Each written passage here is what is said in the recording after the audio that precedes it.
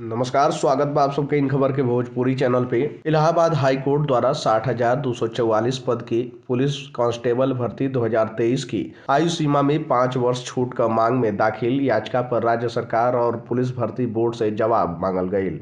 यह आदेश न्यायमूर्ति प्रकाश पांड्या द्वारा जयप्रकाश व अन्य अभ्यर्थियों की याचिका पर अधिवक्ता अनिरुद्ध पांडे के सुन के दियल गयी। याचिका के अनुसार 60,244 पद की उत्तर प्रदेश पुलिस भर्ती 2023 की आयु सीमा में 3 वर्ष का छूट दिहल गईल बाटे, जबकि ई भर्ती 5 वर्ष बाद आयल बा।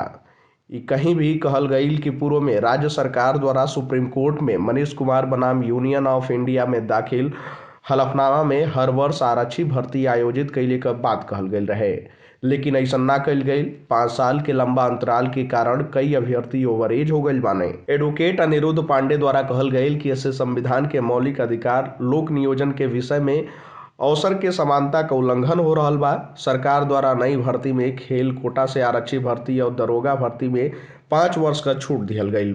ऐसे में कांस्टेबल भर्ती की आयु सीमा में भी 5 वर्ष का छूट दिहे के चाहिए। वहीं आपको बता दें कि भर्ती खातिर आवेदन का प्रक्रिया 27 दिसंबर 2023 के शुरू भइल रहे। रिक्त पद में 24,102 पद अनारक्षित श्रेणी के बाटे। वहीं ईडब्ल्यूएस खातिर 6,024, अन्य पिछड़ा वर्ग खातिर 16,264 पद, एसटी खातिर 1,204 पद और एससी खातिर 12,650 पद रिजर्व बाटे। चयन लिखित परीक्षा, दस्तावेज का सत्यापन और फिजिकल टेस्ट के माध्यम से हुई। ए भर्ती में फाइनल मेरिट लिखित परीक्षा के मिले वाला नंबर से बनावल जाई। सिलेक्शन के खातिर कोनो भी इंटरव्यू ना हुई, साथ ही कोनो प्रतीक्षा सूची भी ना बनी। खैर, ये जानकारी में इतना ही।